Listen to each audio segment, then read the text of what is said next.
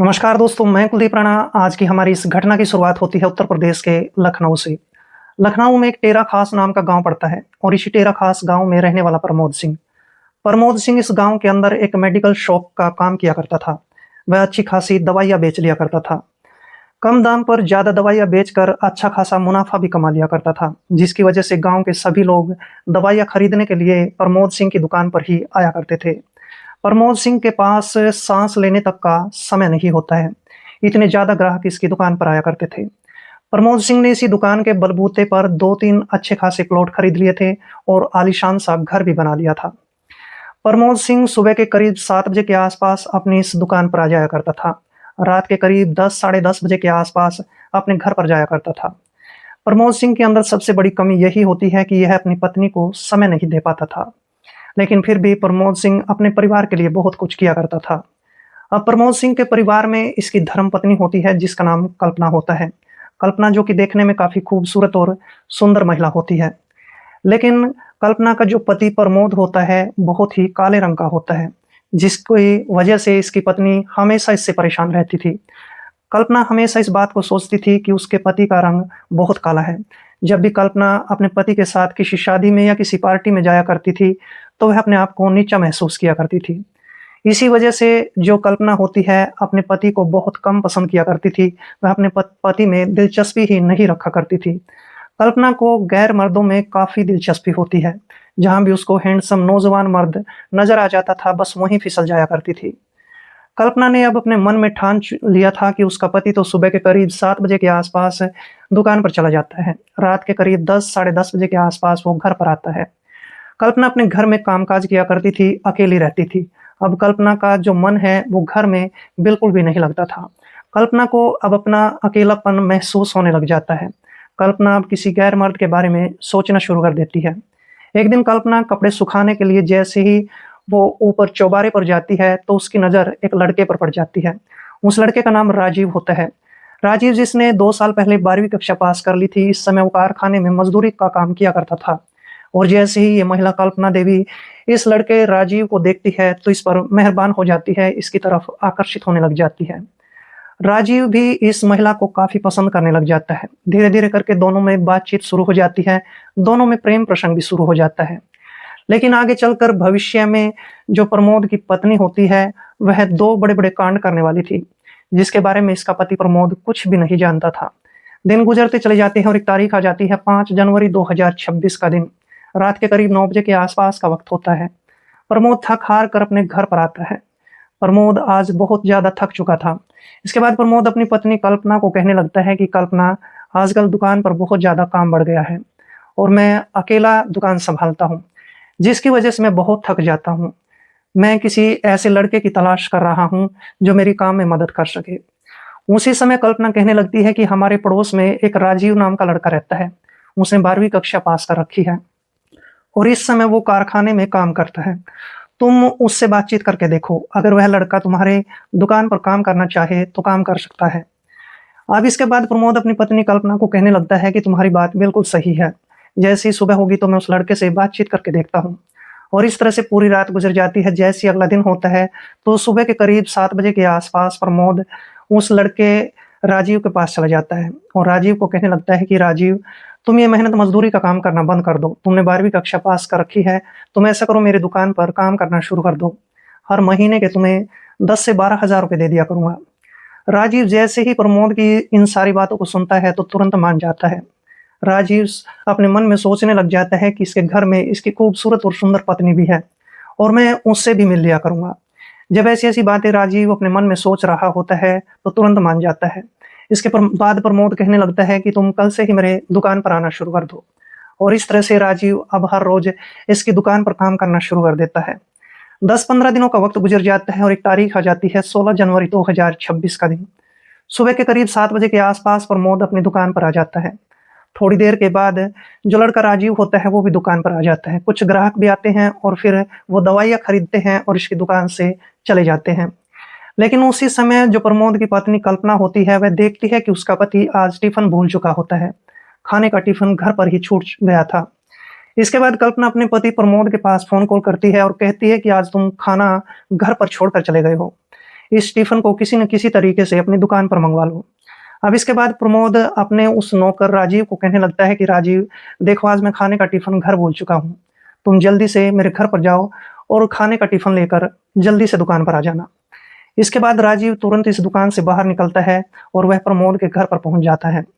प्रमोद के घर पहुँचने पर वह दरवाजे पर दस्तक देता है और फिर इसके बाद जो प्रमोद की पत्नी कल्पना होती है, घर का दरवाज़ा खोल देती है। कल्पना ने आज पारदर्शी कपड़े पहन रखे थे, जिसमें वह काफ़ी खूबसूरत भी दिख रही होती है। और जैसे ही इस राजीव की नज़रें प्रमोद की पत्नी कल्पना पर पड़ती है, तो राजीव इसको ऊपर से नीचे की तरफ देखता रह जाता है। राजीव इसकी खूबसूरती और सुंदरता को लगातार देख रहा होता है। और जैसे ही कल्पना भी अब राजीव को देखती है, तो कहने लगती है कि तुम घर के अंदर आ जाओ। और इस तरह से राजीव घर के अंदर चला जाता है। इसके बाद राजीव कल्पना को कहता है कि आज मालिक खाना ले जाना भूल गया था, मैं खाना लेने आया हूँ। इसके बाद कल्पना अपने नौकर राजीव को कहने लगती है कि राजीव, तुम ये खाना दुकान पर पकड़ाने के बाद वापस घर पर आ जाना, मुझे तुमसे कुछ ज़रूरी बातें करनी है। अब जैसे ये बात कही जाती है, तो राजीव इस अपनी मालकिन का इशारा तुरंत समझ जाता है। राजीव इसके बाद घर से खाने का टिफ़िन लेता है और फिर से दुकान पर आता है। अपने मालिक प्रमोद को खाना देता है और कहता है कि मुझे अपने घर पर ज़रूरी काम है, मैं आधा घंटे में वापस आ जाऊँगा। प्रमोद कहता है कि तुम जा सकते हो, लेकिन जल्दी आ जाना। और इसके बाद ये लड़का राजीव तुरंत इस दुकान से फिर से बाहर निकलता है। यह फिर से इस महिला के घर पर वापस आ जाता है और फिर इसके बाद ये महिला जो कल्पना होती है, इस लड़के राजीव को लेकर अपने घर के अंदर चली जाती है। घर का मुख्य दरवाज़ा पहले ही बंद कर लिया जाता है और फिर इसके बाद इन दोनों के बीच इन दोनों की मर्ज़ी से गलत रिश्ते कायम होने लग जाते हैं। राजीव और कल्पना इस गलत काम को तब तक अंजाम देते हैं जब तक इन दोनों का मन खुश नहीं हो जाता है, इन दोनों की इच्छाएं पूरी नहीं हो जाती हैं। और जैसे इन दोनों का ये सारा काम खत्म हो जाता है, तो कल्पना इस लड़के राजीव को कुछ पैसे देती है और कहती है कि जब भी मैं तुम्हें बुलाऊंगी तो मेरे घर पर वापस आते रहना। राजीव भी मान जाता है। इसके बाद ये कल्पना इस राजीव का फ़ोन नंबर लेती है और फ़ोन नंबर लेने के बाद अपना मोबाइल फ़ोन नंबर राजीव को भी देती है। और इस तरह से ये सारा काम खत्म करने के बाद राजीव इसके घर से बाहर निकल कर चला जाता है। इस तरह से इस नौकर और इस मालकिन का जो प्रेम प्रसंग होता है, वो यहाँ से शुरू हो जाता है। अब तो जब भी कल्पना का मन करता था, वह राजीव के पास फ़ोन कॉल किया करती थी।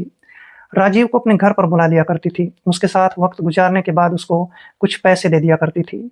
और इस तरह से इन दोनों की जो इच्छाएँ हैं, वो पूरी होने लग जाती हैं। इस लड़के राजीव को पैसे मिलने लग जाते हैं। दूसरी तरफ इस महिला कल्पना देवी को सुख मिलने लग जाता है। और इस तरह से इनका प्रेम प्रसंग जो है काफ़ी दिनों तक चलता रहता है। लेकिन जो कल्पना होती है, वो इस बात को नहीं जानती थी कि आगे भविष्य में चलकर उसके साथ क्या होने वाला है। लेकिन कल्पना के साथ तो जो होना है वो बाद में होता है। इससे पहले कल्पना एक दूसरी बड़ी घटनाक्रम को अंजाम देने के बारे में सोचना शुरू कर देती है। लेकिन कल्पना एक ऐसी महिला होती है जो अपने प्रेमी राजीव के होते हुए भी किसी तीसरे मर्द के बारे में सोचना शुरू कर देती है।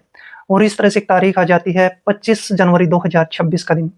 सुबह के करीब 7:30 बजे के आसपास हर रोज की तरह प्रमोद सिंह अपने घर से तैयार होकर अपनी दुकान पर चला जाता है। दूसरी तरफ नौकर राजीव भी उस दुकान पर आकर कामकाज में व्यस्त हो जाता है।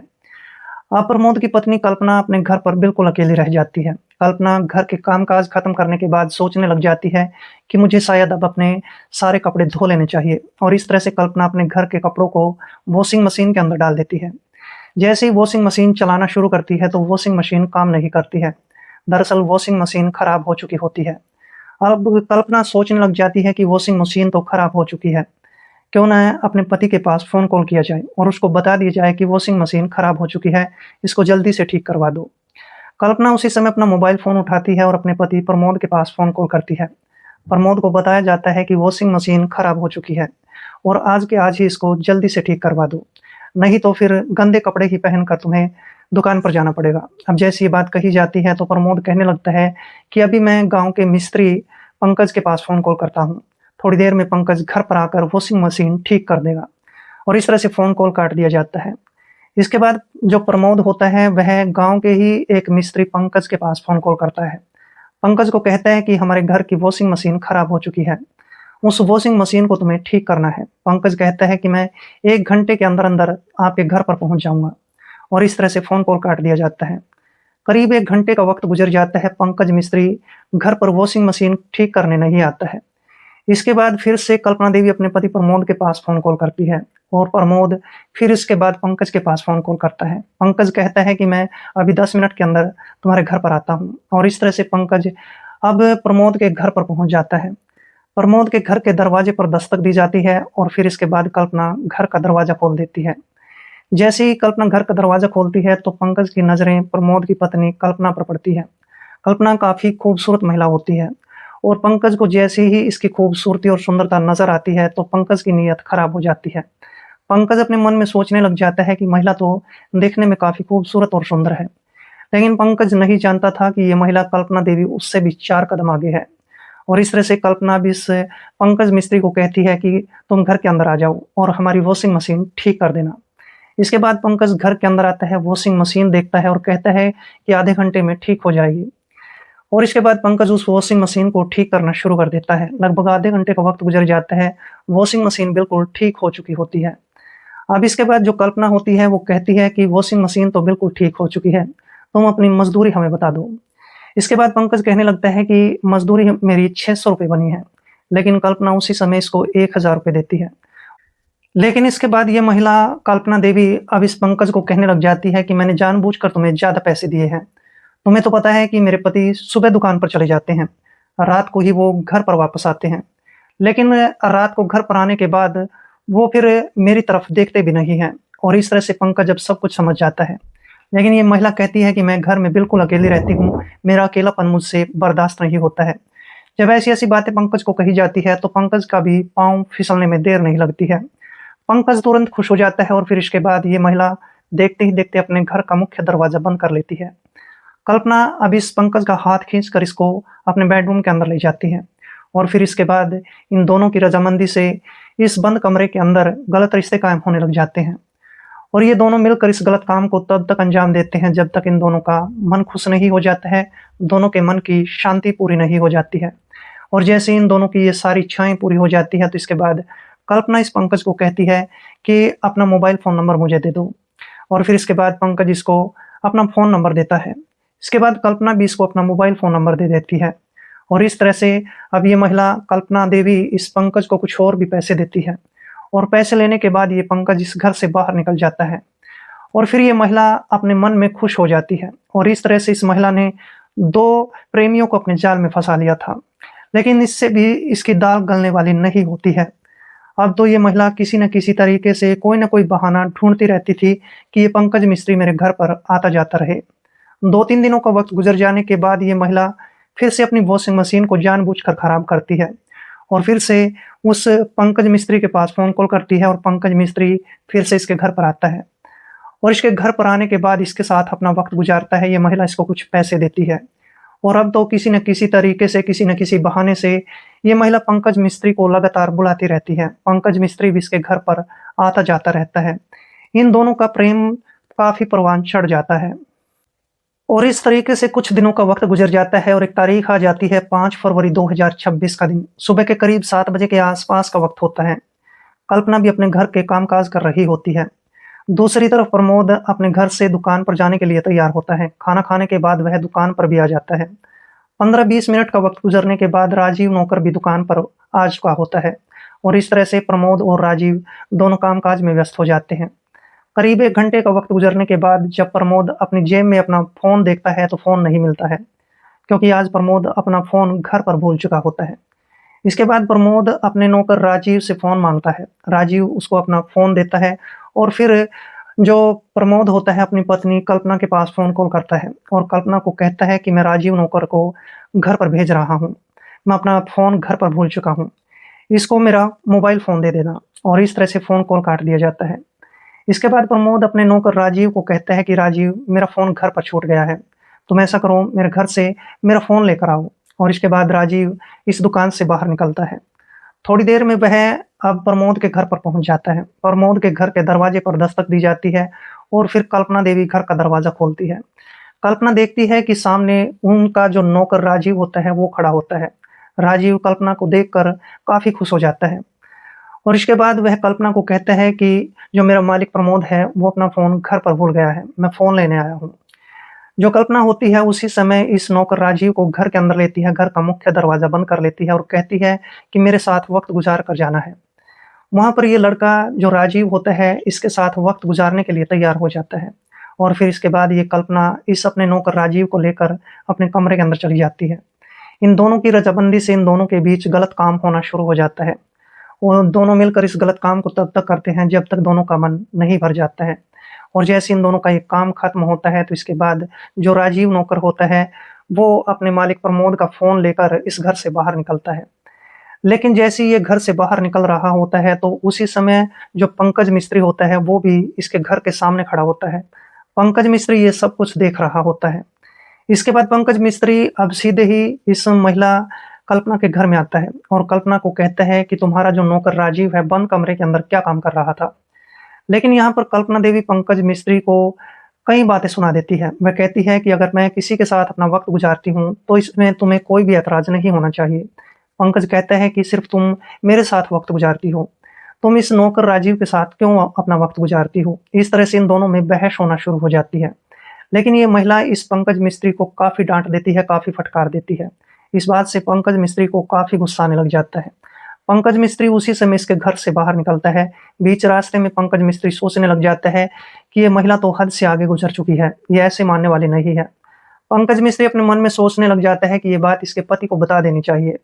पंकज उसी समय अब प्रमोद की दुकान पर आ जाता है। प्रमोद को आवाज़ देकर एकांत में बुलाता है और इस तरह से अब पंकज प्रमोद को कहने लगता है कि तुम्हारी पत्नी तुम्हारे ही नौकर राजीव के साथ वक्त गुजारती है। आज मैंने खुद अपनी आंखों से देखा है। जैसे ये बात कही जाती है तो इस बात पर प्रमोद को बहुत गुस्सा आने लग जाता है।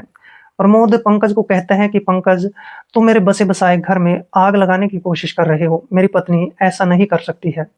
लेकिन पंकज अपनी जिद पर अड़ जाता है। पंकज कहता है कि आज मैंने अपनी खुद आंखों से देखा है। कहीं न कहीं अब प्रमोद भी अपने मन में सोचने लग जाता है कि शायद पंकज काफ़ी हद तक सही है और इस तरह से पंकज की बातों पर यकीन करके अब प्रमोद अपनी पत्नी और अपने नौकर राजीव पर नज़रें रखना शुरू कर देता है। इस तरीके से कुछ दिनों का वक़्त गुज़र जाता है और एक तारीख आ जाती है 15 फरवरी 2026 का दिन। सुबह के करीब 8 बजे के आस-पास प्रमोद अपनी दुकान पर बैठा होता है। दूसरी तरफ आज नौकर राजीव थोड़ा लेट हो जाता है। जैसे ही नौकर राजीव दुकान पर आता है तो प्रमोद कहने लगता है कि राजीव, आजकल तुम ज़रा लेट आते हो, जल्दी दुकान पर आया करो। राजीव कहता है कि घर पर छोटे-मोटे काम-काज होते हैं, वो सारे काम-काज खत्म करने के बाद ही मैं दुकान पर आता हूँ। और इस तरह से अब प्रमोद और राजीव दोनों काम-काज में व्यस्त हो जाते हैं। कुछ ग्राहक दुकान पर दवाइयाँ खरीदने आते हैं, दवाइयाँ खरीदने के बाद अपने-अपने घरों पर चले जाते हैं।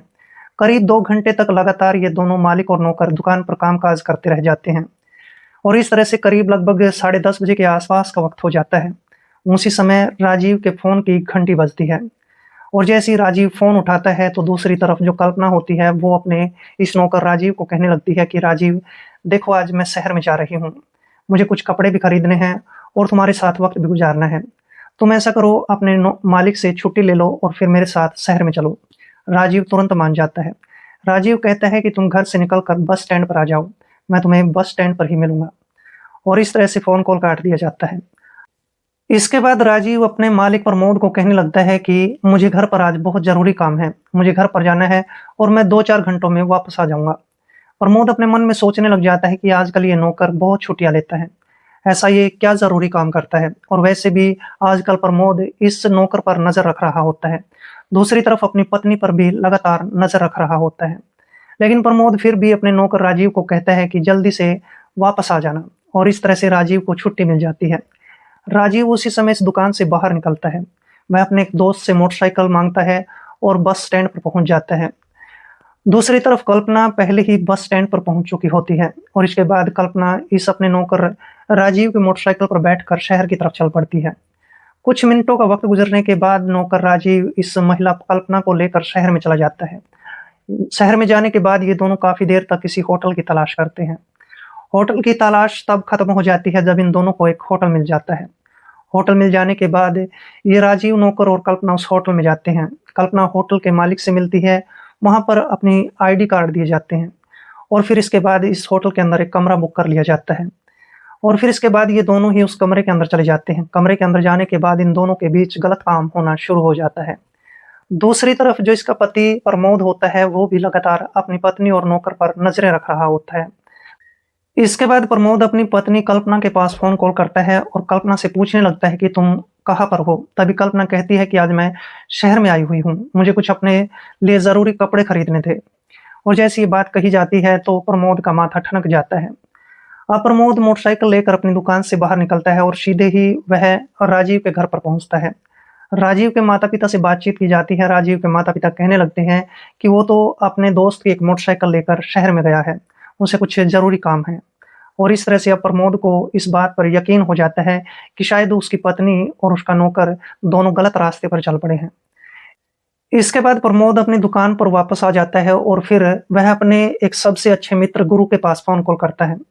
गुरु को कहता है कि गुरु, तो अपनी लाइसेंसी रिवॉल्वर लेकर मेरी दुकान पे आ जा, मुझे तुमसे कुछ ज़रूरी बातें करनी है। गुरु इसका सबसे अच्छा मित्र होता है और उसी समय गुरु अपनी पिस्तौल लेकर इसकी दुकान पर आ जाता है।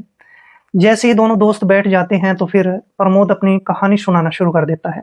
प्रमोद कहता है कि मेरी पत्नी गलत रास्ते पर चल पड़ी है और वह मेरे नौकर के साथ आज शहर में गई है।